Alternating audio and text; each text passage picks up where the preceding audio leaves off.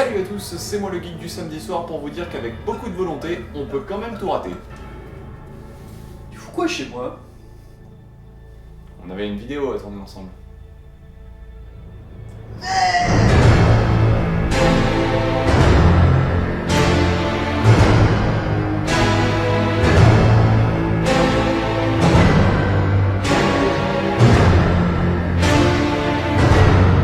Enfile un pantalon. Je pense qu'elle est bien, mais s'il te plaît, enfile un pantalon. Oui, oui. Attends, faut qu'on soit crédible quand même.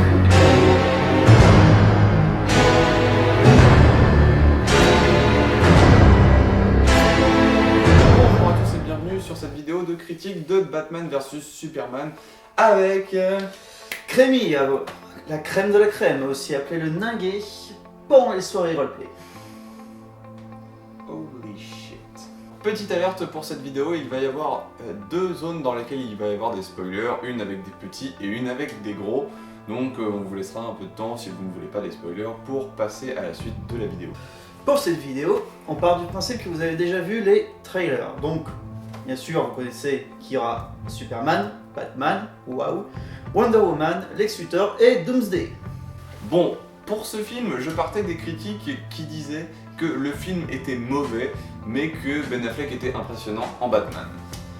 Seulement, je trouve que le film était bon, voire même très bon, et je lui donnerais même la note de 16 sur 20, ce qui mérite une mention très bien au bac. Je donne que mon ami un 16 sur 20, car le jeu des acteurs est excellent. Les mises en scène sont énormes, mais il y a quelques erreurs de script, et c'est ce qui est dommage. Alors pourquoi pas 20 ? Eh bien parce que le film est trop long et trop dense. Il mériterait déjà d'être réorganisé et ensuite d'être scindé, parce qu'il veut beaucoup trop en dire. Il y a beaucoup d'informations dans ce film, du moins beaucoup d'informations cachées, car Batman a déjà son histoire, son passé, bien plus chargé que celui de Superman. Et même pour les connaisseurs, ce film surcharge d'informations. Même si de temps en temps on a une ou deux scènes d'action qui viennent couper un peu le truc et nous laisser respirer, même ça c'est pas suffisant. Entre un Batman en construction dans ce film, Un Superman en pleine crise existentielle, un Lex Luthor au bord de la folie, et saupoudré d'un Alfred, maître des punchlines. Eh ben on a des personnages beaucoup trop intenses dans un film beaucoup trop dense. Donc par exemple, il y a un moment où il y a un teaser dans le film, à peu près 1 heure de film, donc extrêmement tôt dans le film, qui annonçait un truc vraiment méga important pour la suite de l'univers, et dont personnellement j'ai mis 10 minutes à me remettre. Donc on a du mal à se concentrer quand on fait une crise cardiaque pendant un film. Et ça, on en reparlera dans la zone méga spoiler.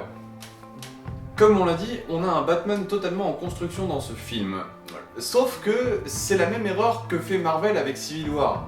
Pour comparer, dans Civil War, on introduit Spider-Man et la Panthère Noire accessoirement. Mais Marvel fait l'erreur de penser que le personnage est tellement bien ancré dans la culture pop et que son histoire est tellement célèbre qu'on n'a pas besoin d'un film pour l'introduire entièrement. Sauf que là, l'erreur est plus grave du côté de DC, puisqu'ils introduisent Batman, le mec qui a son nom dans le titre. C'est comme si dans Civil War ils introduisaient Captain America. et pourtant ce n'est pas le même acteur qui joue Batman, pas le même Batman, pas le même Alfred, pas la même histoire, pas le même background. Même si le film fait énormément référence à la trilogie de Nolan, l'histoire de Batman devrait être développée dans un autre film. Parce qu'on sait que c'est pas le même. Voilà. En plus, au niveau de l'articulation, ça foire. Je veux dire, on a une introduction sur l'assassinat des Wayne, avec le titre du film en bas à droite de l'écran, en tout petit. Alors que la scène d'après, c'est un regard parallèle de Bruce Wayne sur ce qui s'est passé à la fin de Man of Steel, qui était une scène d'action vraiment époustouflante, je pèse mes mots, qui était 100 fois mieux en rapport au film, qui aurait introduit 100 fois mieux le film, et qui aurait permis de mettre un titre à la fin, un vrai. Parce que, faut avouer, mais cette scène, elle nous a scotché. Les scènes sont désarticulées, elles se coupent entre elles alors qu'elles devraient naturellement s'enchaîner. L'histoire avance plus par des histoires entre guillemets annexes. Il y a plus d'histoires annexes dans ce film que dans une série des Simpsons. Donc au niveau du scénario, on a le droit à un joyeux bordel, mais qui peut vous paraître crédible, parce que au contraire de Marvel, qui fait appel à la technologie pour justifier son univers, DC, lui, fait appel aux mythes, aux émotions et à la chance pour le justifier.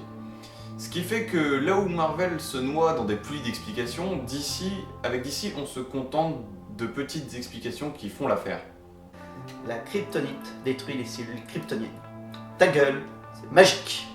Bon, au niveau de la réalisation, c'est cool. Même s'il y a quelques clichés au niveau de certains plans et que le film a été réalisé pour de la 3D et ça se voit dans certaines scènes de combat et sur des travelling de merde, on sent que parfois on arrive à sortir de l'esthétique du on t'en met plein dans la gueule pour avoir droit à de vraies scènes de combat. Parlons casting. Oui, bon, alors, en premier lieu, nous avons un Ben Affleck qui nous montre à nouveau qu'il est vraiment excellent dans les rôles d'arc, avec un Batman en pleine crise psychologique et avec lequel aucune scène n'est laissée au hasard. Alors, ce qui est sûr, c'est que Ben Affleck est un bon acteur, que le Batman de ce film est un bon Batman. Mais Ben Affleck est-il un bon Batman ? Ça, je peux pas le dire, parce que le film ne lui laisse pas assez d'occasion de se développer, et en plus, on voit Batman que sous un seul angle, ce qui fait qu'il n'a pas l'occasion de faire plus que ce que le film ne veut montrer de lui. Jeremy Irons, dans ce film donc, Alfred, est un Alfred beaucoup plus décontracté de ce qu'on a eu l'habitude, qui permet même de temps en temps quelques touches d'humour. Seul du film d'ailleurs, car ce film est noir et dark. Et heureusement qu'il y a ces quelques petites touches d'humour apportées par Alfred. Ça permet de respirer un peu. Mais j'aime bien cet Alfred, car on voit qu'il y a un passé entre Batman et Alfred. On voit véritablement que c'est Alfred qui l'a élevé. Ouais, on voit une complicité entre. Voilà, c'est ça. On voit une complicité entre Bruce Wayne et Alfred qui est pas perturbante parce qu'elle est logique. Et ça a le mérite de justifier le fait que Alfred puisse plus tard avoir des débordements et ça permettra plus de liberté au niveau des scénarios. Mais celui qui m'a de loin fait kiffer, c'est sans doute Jesse Eisenberg dans le rôle de Lex Luthor, qui nous a joué, comme je l'ai dit, un Lex Luthor au bord du précipice de la folie, mais qui m'a presque autant fait kiffer qu'un Ledger en Joker, même presque trop, parce qu'il ne faut pas oublier que Lex Luthor, c'est Lex Luthor. Pas le Joker. Et ce film nous permet même de donner une explication pourquoi Lex Luthor est chauve. Et ça, c'est cool. Donc, on a aussi Henry Cavill en Superman. Mais c'est difficile de juger ça parce que Henry Cavill en Superman, eh ben, c'est Henry Cavill dans la vie de tous les jours. Petite anecdote avec Henry Cavill. Il a presque failli louper le rôle parce qu'il jouait à World of Warcraft. Je savais pas. Est-ce qu'il allait louper le casting parce qu'il jouait à World of Warcraft, il est dit merde, et puis il s'est taillé, il est arrivé en retard. Ah, il est presque arrivé en retard au casting. Oh, c'est génial. Ça doit être un allianceux. C'est un paladin. Obligé. Gal Gadot en Wonder Woman est là. Mais bon, quand on a un personnage pour faire, Plot twist. ça permet pas vraiment de juger. On a même droit à 10 secondes de Ezra Miller dans ce film. The Flash. Ezra Miller en The Flash. Ce Flash que j'irai même pas voir. Alors que c'est mon super-héros préféré de DC. Ezra Miller. Retiens-moi. Retiens-moi. Et Amy Adams qui est là pour faire Lois Lane, la demoiselle en détresse. 3 fois. Voilà donc pour le deuxième film d'une série qui me paraît promettre beaucoup. Voire même trop, ce qui fait qu'elle serait presque trop éloignée des publics profanes. Donc voilà, je vais vous laisser une quinzaine de secondes pour passer la première ou la deuxième zone spoiler, pour arriver à la conclusion ou à la deuxième zone spoiler, selon si vous voulez voir les spoils sur le film ou les spoils sur la série entière. Voilà, donc je vais vous laisser avec 15 secondes de lui et les temps marqués sur le côté. Mais bon. Salut.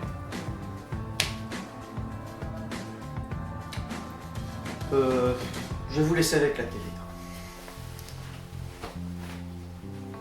Oh, c'est une brêle branlée que se prend là Superman. Batman commence déjà avec sa fameuse caisse cachée de mitrailleuse. Oh mon dieu, mon cher Michel, vous avez raison, mais je crois qu'il va le frapper avec l'évier.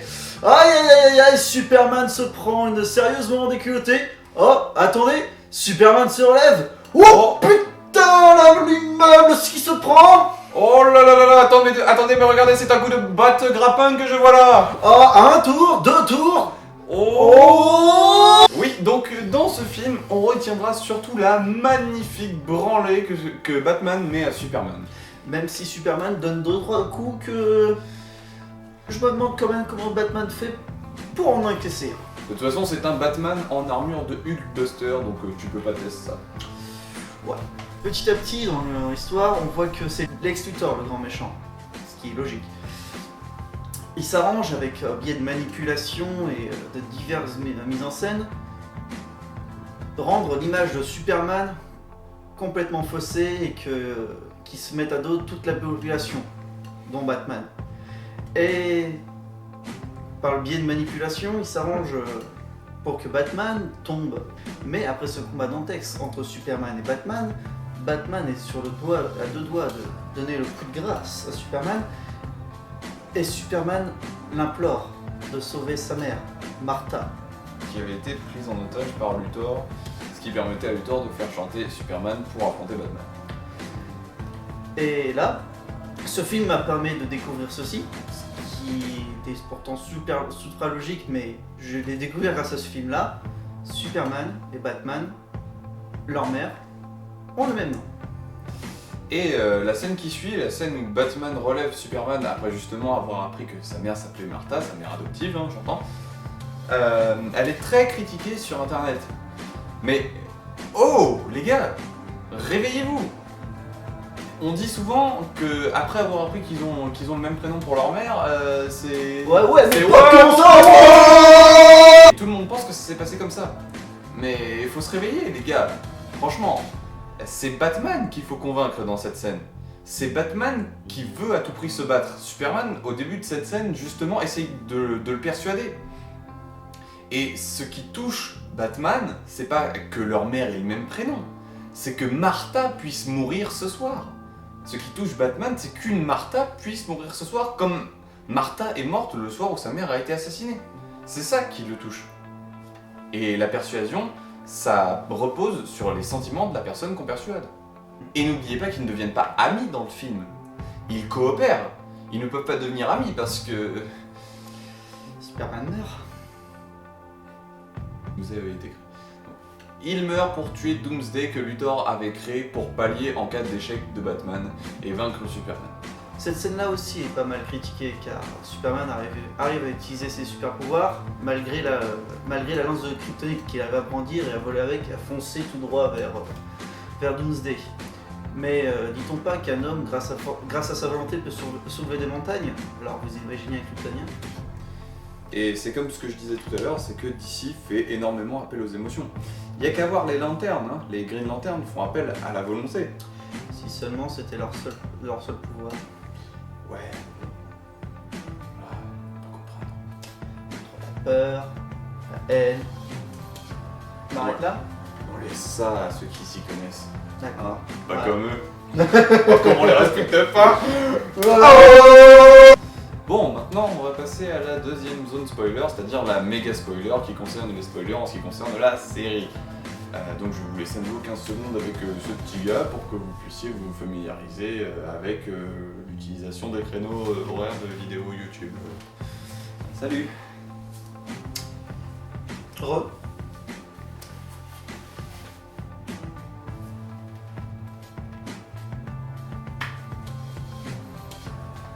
Qu'est-ce que tu fais? Parlons maintenant de la scène qui m'a réellement fait frôler la crise cardiaque. Je crois même d'ailleurs que j'ai attrapé ta main pendant cette scène. Si seulement c'était... La scène de la vision de Bruce Wayne. On voit Bruce Wayne pendant l'un de ces rares moments où il décide de faire dodo, une vision du futur, enfin, futur alternatif. Enfin, vous connaissez tout ce qui est comics. On voit Bruce Wayne dans un costume un peu différent, dans une sorte de désert, dans un univers encore plus post-apo que d'habitude, mener une sorte de mouvement de résistance contre Superman. Et là, Batman se fait trahir et tout le monde se fait capturer. Et on voit Superman descendre des cieux comme un dieu vengeur.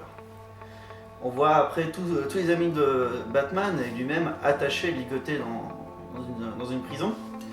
Et Superman arrive et tue tout le monde.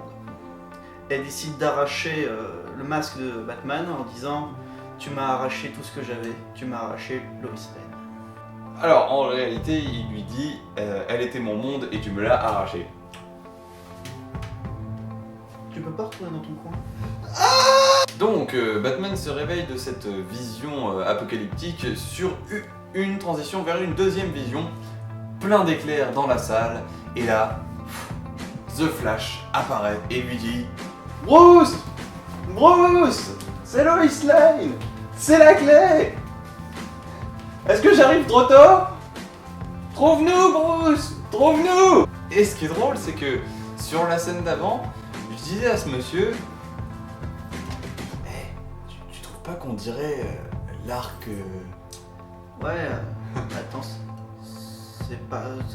C'est quoi ça? C'est Flash The... Et donc, quand on a vu cette scène avec la vision de Flash, on s'est dit une chose. Injustice! Et vous connaissez la suite où il m'a saisi. Mais arrête! Donc Injustice. Deux univers parallèles s'affrontent. Un où Lois Lane est encore vivant et toute la Justice League est encore copain. Enfin, du moins dans les papiers. Et de l'autre côté, Lois Lane qui s'est fait tuer et Superman qui décide dans sa folie vengeresse de prendre la possession du monde pour pouvoir la modeler à son image. Et l'univers où tout se passe bien décide d'aider l'autre univers. Donc on a le droit à des combats Superman contre Superman et d'autres choses comme ça. Beaucoup d'éléments concordent avec la théorie que l'univers cinématographique de DC va servir à introduire Injustice. C'est-à-dire que tous les films déjà qui vont introduire les divers personnages introduisent des personnages qui concordent avec cette théorie, à savoir tous les films de Shazam, The Flash, Cyborg, Green Lantern, même Suicide Squad dans lequel ils vont introduire Deathstroke, The Joker et Harley Quinn, et aussi les trois scènes dans ce film qui nous laissent vraiment à penser que Injustice est à venir. Le Superman du post-apo de la vision de Batman dit à Batman justement qu'il lui a pris Lois. Et juste après cette vision-là, on voit justement Flash.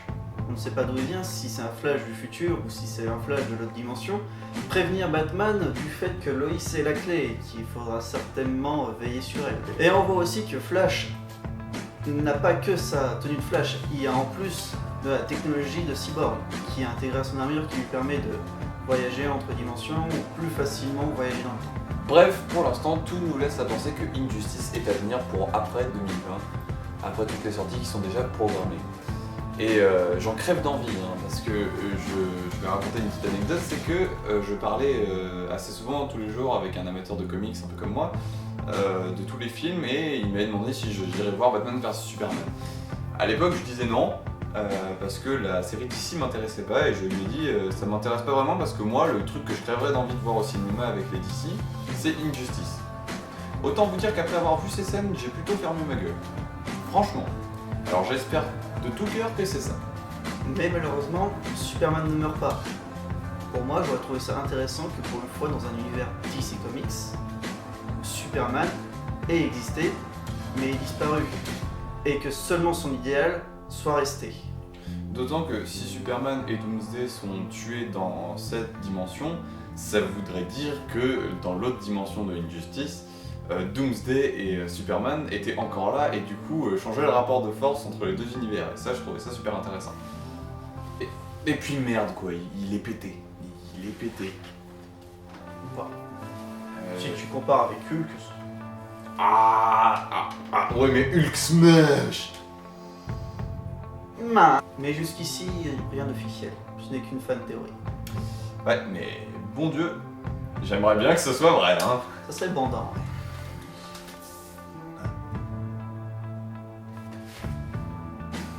Bon, concluons.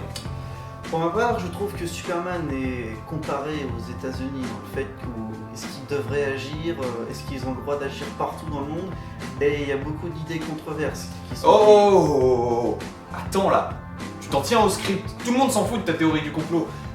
Ils vont nous retrouver et nous tuer. Putain, tu nous mets tous en danger là. Attends, il faut que j'aille éteindre la caméra. Tu t'en tiens au script maintenant. Mais attends, c'est quoi donc la fin de ma phrase, donc après ce que je dis? Ah, ça y est, je me souviens. Au final, on peut qu'encourager DC Comics à continuer ses films, parce que pour moi, ce film a donné plus de hype que 7 ans de Marvel. Et c'est presque pareil pour moi, hein. Et pourtant je suis plus fanboy de Marvel que fanboy de DC, hein. Mais il faut dire que la scène du Flash, non seulement c'est mon super-héros préféré, mais Injustice c'est mon arc préféré. Et même à l'annonce de Civil War, j'ai pas eu une telle hype. Avec la série DC, beaucoup de gens parlent d'enrayer la machine Marvel contrôlée par Disney, dont les films pondus à la chaîne tous les ans comme des Call of Duty nous ont perturbé Hollywood jusqu'à nous habituer aux blockbusters avec des scènes d'action entrecoupées d'humour. Car il est vrai que jusqu'ici, Marvel nous a habitués à des films qui sont tous sur le même schéma du blockbuster d'humour, et que Batman vs Superman, eh bien, il y a un fossé entre ce film et l'univers déjà installé, et que c'est sûrement pour ça qu'il a été mal accueilli. Ce film est très sombre, très dark, et étouffant pour ceux qui ne sont pas habitués à ce genre de film. Go. Mais selon moi, le film est très à l'image de l'univers DC dans sa globalité, car l'univers DC est dark et dur, là où l'univers Marvel est plutôt comique et badass. Comme ma bite et comme sa bite. Hey! Effectivement, les univers ne sont pas comparables entre Marvel et DC, c'est pas la même chose. Et chacun d'entre eux correspond à un public différent. Voire même aux deux. Mais cela dit, je défends quand même Marvel sur le point que Marvel n'est pas toujours comique, et je pense que normalement Civil War devrait lancer les choses sérieuses. Au bout de 7 ans. Mais pour la défense aussi, il y a un peu de DC. Je vais montrer ici à l'écran, Flash et Arrow sont normalement comiques. Mais DC Comics n'attend pas 7 ans pour lancer les choses sérieuses, et ce qui fait du bien, car on va pouvoir enfin voir d'autres portes s'ouvrir dans l'univers cinématographique des héros. En bref, j'espère que la série DC va pouvoir poursuivre parce que, au contraire de ce que dit la critique, on nous a montré du lourd. Et du bon. L'erreur des studios Warner, c'est juste de nous avoir promis du bat contre du super, alors que ça a été plus Batman fait ses comptes et Superman gère ses affaires judiciaires. À part aussi, ce film était parfait. Voilà donc pour cette critique de Batman vs Superman qui n'était pas prévue à la base, mais que j'ai décidé de faire parce que mon avis était tellement décalé de ce que la critique populaire a tendance à dire. Et du coup, je pense qu'il était de mon devoir de défendre les super-héros, faisant de moi un héros moi-même. Je pense que je vais essayer de faire plus de critiques de films comme ça en collaboration. Là, ce qui était bien, c'est qu'on l'a vu ensemble et du coup, on savait à peu près quoi dire, puisqu'on avait eu à peu près les mêmes réactions. Pourtant, c'est pas compliqué, hein, je t'aime bien. Donc je sais pas si on verra Civil War ensemble. Ce qui est sûr, c'est que j'ai prévu évidemment de faire une critique de Civil War. Et si on voit Civil War ensemble, on verra si on le fait ensemble aussi cette critique. Ce qui est sûr, c'est que vous reverrez cette crème dans la préséance qui est certainement, enfin qui est quasiment sûre d'être faite. À part vraiment si j'ai un gros problème à ce moment-là, c'est la préséance, enfin c'est une critique de Warcraft. Qu'on fera même à 4. On sera 4 pour la faire. C'est déjà prévu, c'est pas encore écrit évidemment parce qu'on n'a pas vu le film. Je verrai aussi si je fais une après-séance d'X-Men Apocalypse. Mais sache que si jamais tu veux continuer à faire des vraies après-séances avec moi, je suis toujours dispo. Pas de soucis. Donc maintenant on va vous laisser avec un petit bonus, c'est-à-dire qu'on va vous montrer le vrai combat de Superman contre Batman. On va voir qui c'est qui joue quoi. Je prends player 1, tu prends player 2, après tout est chez moi. Ouais, allez. On fait The Dawn of Justice, donc vous allez voir l'affrontement et je vais vous montrer pourquoi on m'appelle le geek du samedi soir. Non, je déconne, j'ai jamais joué à ce jeu. Donc sur le jeu Injustice. À vous les studios. En raison d'un problème technique, nous n'avons pas réussi à tourner le combat de Batman contre Superman sur Injustice. Cela dit, nous l'avons quand même effectué. Batman a gagné. Pour des raisons de crédibilité, nous ne vous dirons pas qui contrôlait Batman. Parce que ce chatard a gagné à 1 PV près parce que je ne savais pas utiliser mon super. Salut.